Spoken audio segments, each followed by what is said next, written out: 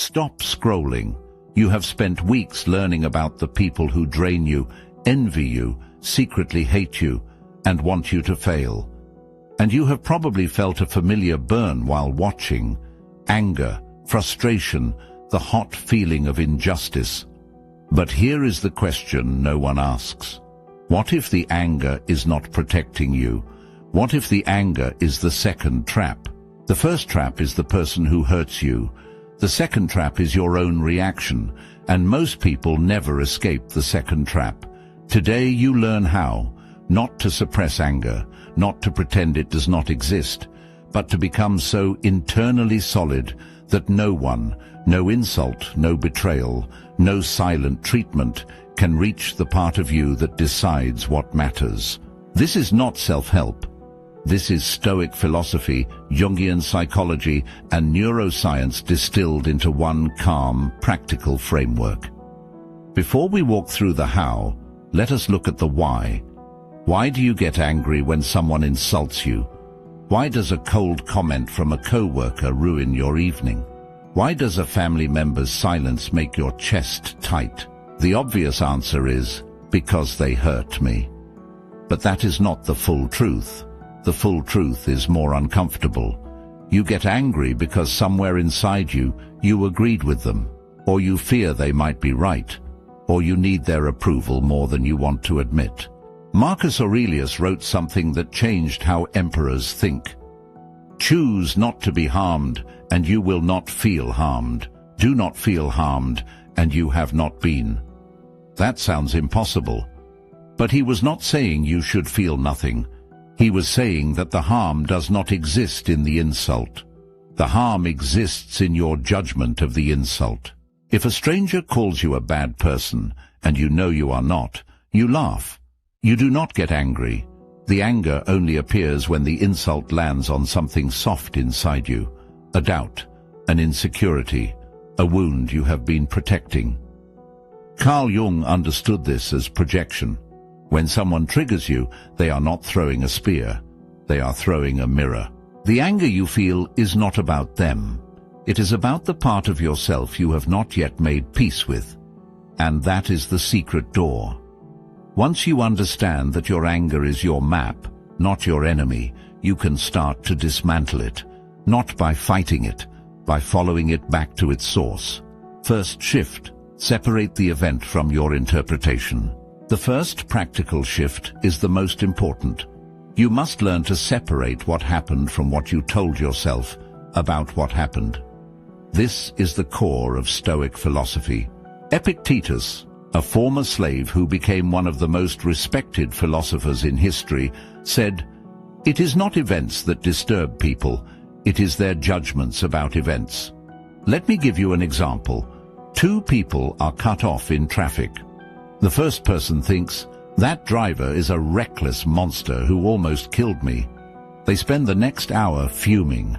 The second person thinks, "That driver might be late for an emergency," or "they made a mistake," or "they are a bad driver. None of that is about me." The second person feels a flash of annoyance and then lets it go. Same event, different judgment, different emotional outcome. This is not about pretending nothing happened. It is about refusing to write a story that hurts you. When someone says something cruel, you have a choice. You can tell yourself, "They are a terrible person who wants to destroy me. That story will burn for days." Or you can tell yourself, "They are carrying pain I cannot see. Their words are their shadow, not my truth." That story does not burn. It simply informs. Nietzsche wrote, "There is no truth. There is only interpretation." Your anger is not a reaction to reality. It is a reaction to your interpretation of reality. Change the interpretation, and the anger has no fuel. This takes practice, years of practice. But the first step is simply noticing.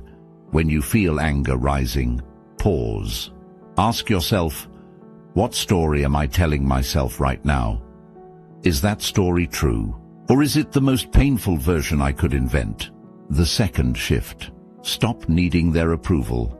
The second shift is the hardest. Most anger comes from a hidden need for approval. You get angry when someone disrespects you because you need them to respect you.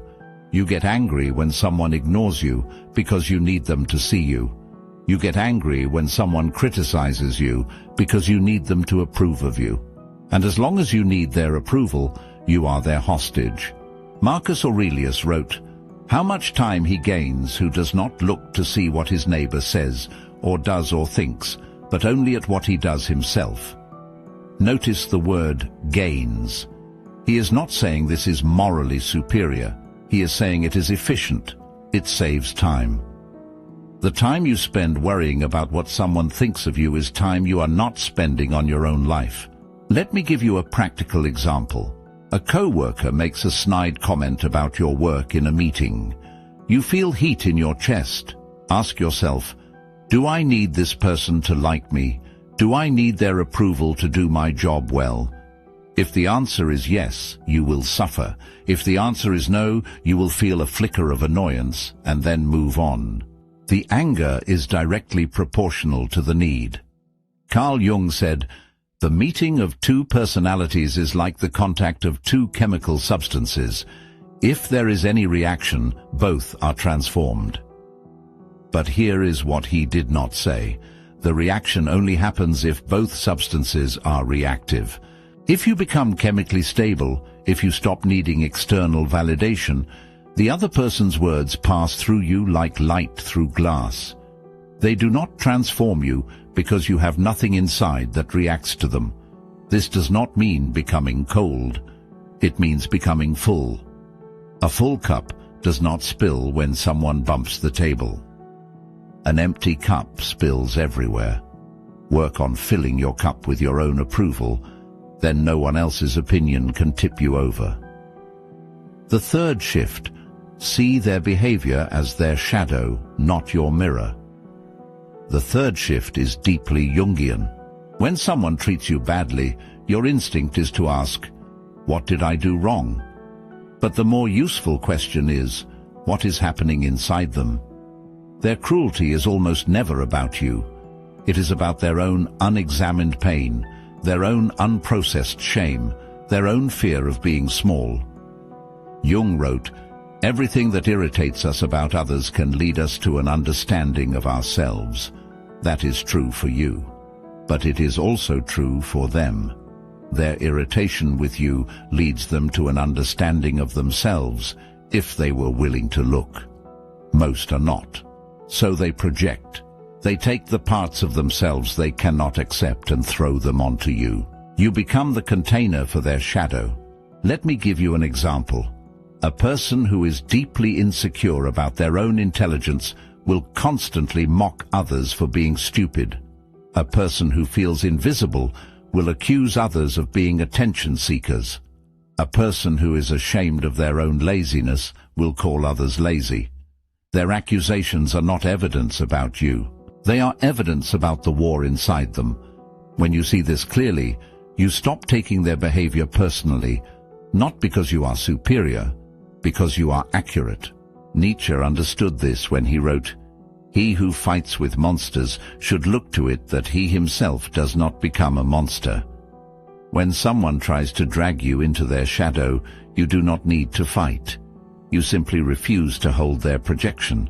You hand it back, not with words, with silence. You say to yourself, "That is not mine," and you let it fall. This shift alone will eliminate 90% of your anger, because anger lives in the belief that someone's behavior is about you. Once you see that it is about them, the hook is gone. The fourth shift. Stop trying to control the uncontrollable. The fourth shift is the most liberating and the most difficult for controlling personalities. You are angry because you want reality to be different than it is. You want people to be kind. You want them to be fair. You want them to see your value. And when they are not, you rage against the gap between reality and your expectation. Marcus Aurelius wrote, "You have power over your mind, not outside events. Realize this, and you will find strength." The people who bother you are outside events. Their opinions are outside events. Their behavior is outside events. You cannot control any of it. The only thing you can control is your response. And your response begins with accepting that they are who they are. Let me give you an example. You have a family member who always makes passive-aggressive comments. You have known this for 20 years. And every time they do it, you get angry. Why? Because you are still wishing they were different. You are still expecting fairness from someone who has never been fair. That expectation is the source of your suffering, not their comment. Your refusal to accept reality. Epictetus put it brutally, don't demand that things happen as you wish. Wish them to happen as they do, and you will go on well. This is not about giving up. It is about giving up the fight against reality. Your family member makes passive-aggressive comments. That is a fact, like rain. You do not get angry at rain. You bring an umbrella. The umbrella is your emotional boundary. You expect nothing from them. You do not need their approval. You see their comments as weather, not as weapons. When you stop trying to control the uncontrollable, you stop being angry. Not because you are resigned, because you are free. Freedom is not making people treat you well. Freedom is being okay when they do not. The fifth shift, build an inner citadel. They cannot reach. The fifth shift is the architectural shift. You need to build something inside yourself that no one can touch. Marcus Aurelius called it the inner citadel, a fortress of the mind, a place where your sense of worth, your values, and your peace live behind walls that no insult can breach. How do you build this? Not through positive thinking, through clarity. You must decide, before the next insult comes, what matters to you and what does not. Write it down if you need to. My character matters to me. My effort matters to me. My kindness matters to me.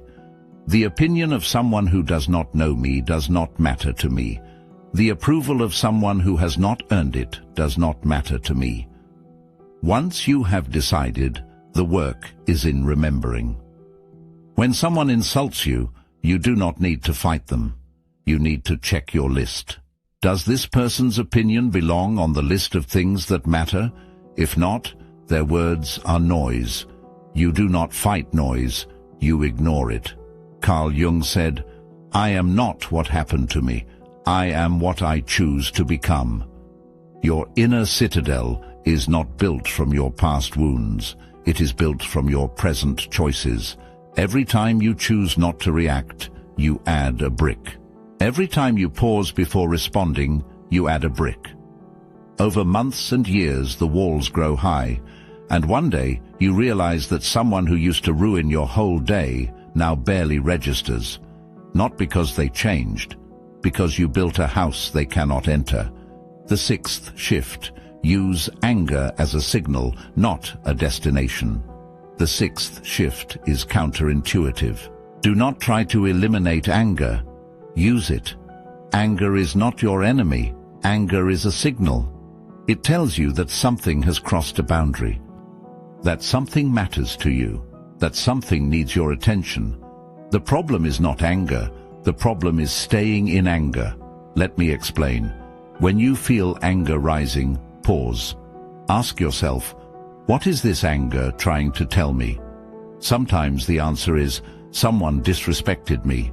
Okay. Now ask, what do I need to do about that? Sometimes the answer is, nothing. Their opinion does not matter. And the anger dissolves. Sometimes the answer is, I need to have a difficult conversation. And you can have that conversation without rage. Anger is the alarm. Once you have heard the alarm, you can turn it off. You do not need to live inside the alarm. Nietzsche wrote, a thought comes when it wishes, not when I wish. The same is true of anger. It comes when it wishes.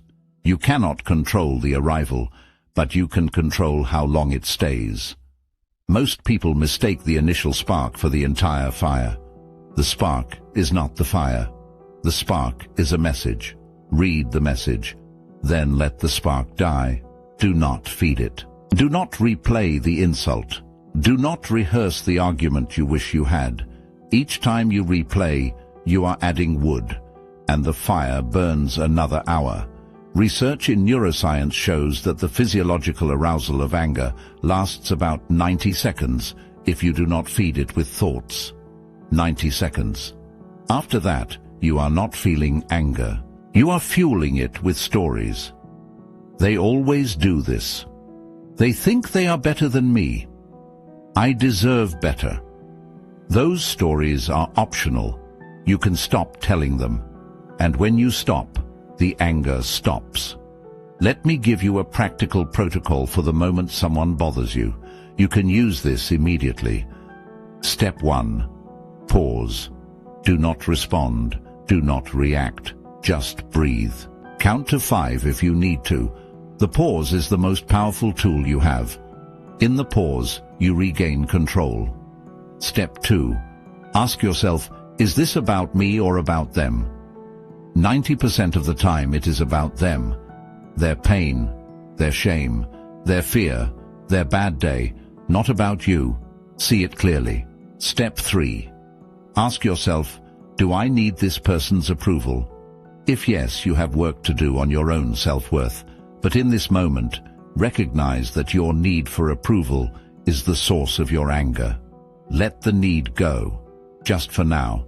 You can pick it up later if you want. Step 4. Decide if action is required. Is this a boundary that needs to be set? A conversation that needs to happen? A relationship that needs to end? If yes, plan the action. But plan it without anger. Anger clouds strategy. Calm sees clearly. Step 5. If no action is required, let it go. Literally. Exhale. Shrug your shoulders. Say to yourself, not mine, and turn your attention to something that matters. Your work, your tea, the book on your nightstand, the person who loves you. Your life is happening right now. Do not give your life to someone who does not deserve it. Marcus Aurelius said, "You always own the option of having no opinion. There is never any need to get worked up or to trouble your soul about things you cannot control." That is the final freedom. The freedom to have no opinion, to simply not care what they think, not because you are cold, because you have better things to do with your limited time on this earth. Let me end with a reframe that might change how you sleep tonight.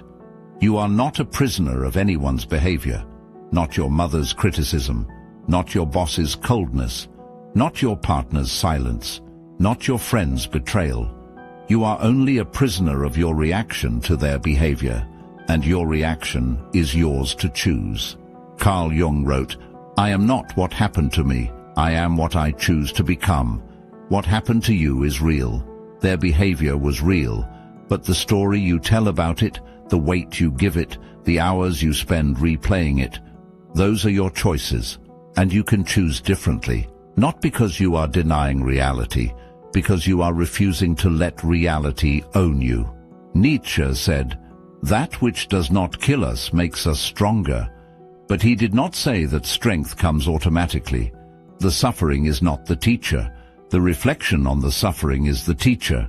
The pause, the question, the decision to see clearly, that is where strength is built. So here is your final question. Not, how do I stop getting angry, but who do I want to be? Because the person you want to be is not someone who explodes at every little insult. And that person is not someone who suppresses everything until they break.